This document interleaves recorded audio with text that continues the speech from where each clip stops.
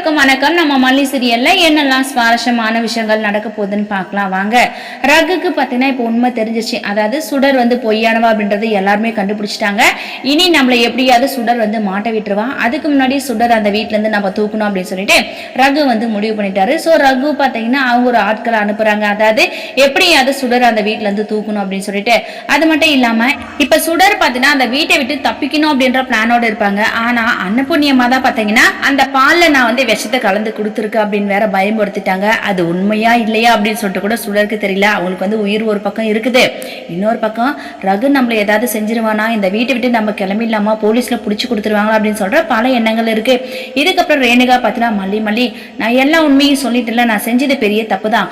ஆனா உன் பெரியமா வந்து பால்ல விஷத்தை கலந்துட்டாங்க, என் உயிரை காப்பாத்து, ஹாஸ்பிட்டலுக்கு போனா நான் செத்து போயிடுவேன், என் உயிரை காப்பாத்து அப்படின்னு சொல்லிட்டு சூடர் பார்த்தீங்கன்னா மல்லி கிட்ட சொல்லிட்டு இருக்காங்க. மல்லி வந்து என்ன பெரியமா இப்படி செஞ்சிருக்கீங்க அப்படின்னு சொல்லி கேட்கும்போது, ஏப்ல என்னன்னா அவ்வளவு புத்தி கேட்டவன் சொல்லிட்டு நினைச்சிட்டு இருக்கியா, ஒரு உயிரை சாகடிக்கிற அளவுக்கு நான் என்ன அவ்வளோ பெரிய கொலகாரின்னு சொல்லிட்டு நினைச்சிட்டு இருக்கியா, நான் பால்ல வந்து வேற ஏதாவது மிக்ஸ் பண்ணேன், ஆனா நான் வந்து விஷத்தெல்லாம் மிக்ஸ் பண்ணல, இவகிட்ட இருந்து உண்மையை எப்படியாவது வர வைக்கணும் அப்படின்னு சொல்லிட்டு தான் இப்படி எல்லாம் ஒரு டிராமா போட்டோம். அந்த டிராமா படி உண்மை எல்லாமே வெளியே வந்துருச்சு.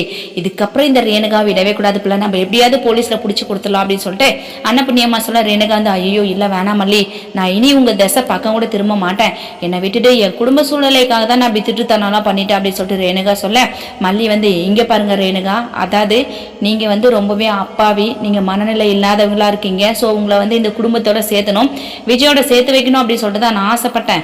ஆனா நீ இப்படிப்பட்ட திலுமலை வேலை செஞ்சிருப்பேன்னு சொல்லிட்டு நான் எதிர்பார்க்கல, உனக்கு ஒரு பாடத்தை கற்றுக் கொடுக்கணும்னு சொல்லிட்டு நான் நினைக்கிறேன், உனக்கு கண்டிப்பா போலீஸ்ல பிடிச்சி கொடுக்கணும் அப்படின்னு சொல்லிட்டு தான் மல்லி வந்து சொல்றாங்க. ஆனா ரேணுகா பார்த்தீங்கன்னா வேணாம் மல்லி என்னை விட்டுரு அப்படின்னு சொல்லிட்டு அங்கேயே தப்பிக்கிறதுக்காக பிளான் போடுறாங்க. ஆனா எப்படியும் மல்லி வந்து விட்டு கொடுத்துருவாங்க. ஆனா இன்னொரு பக்கம் விஜய் இருக்காரு. விஜய் வந்து கேட்டாருன்னா அந்த வீடியோ ஆதாரத்தை எல்லாத்தையும் கொடுப்பாங்க. ஆனா இது யாரோட வேலையா இருக்கும், ரகுனா. ஸோ ரகுக்கு பின்னாடி யார் இருக்காங்க அப்படின்றத எல்லாத்தையுமே விஜய் கண்டுபிடிப்பாரு. ஆனா ரகு பார்த்தீங்கன்னா இதுக்கு முன்னாடியே சொல்லியிருக்காங்க, அதாவது பழைய ஒரு பாக்கியம் வந்து கணக்கு தீர்த்துக்கணும் அப்படின்னு சொல்லிட்டு.